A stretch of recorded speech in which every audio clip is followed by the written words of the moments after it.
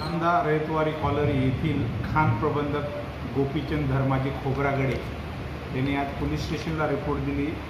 एक मोदी दोडी नितरू राजय्या हा इसम याचं हे खरं नाव असताना त्यांनी 1985 साली आपलं पूर्णतः खोटं नाव सांगून WCLमध्ये नोकरी मिळवली आणि त्याच आधारावर त्यांनी खोटं आधार कार्ड आणि बाकी सर्व डॉक्युमेंट खोटे तयार करून आतापर्यंत नोकरी केली। आता त्या सर्व चौकशीवरून त्याचं खरं नाव दुसरं असल्यामुळे त्याच्याविरुद्ध 420, 468, 471चा गुन्हा दाखल करण्यात आलेला आहे आणि तो तपास सुरू आहे।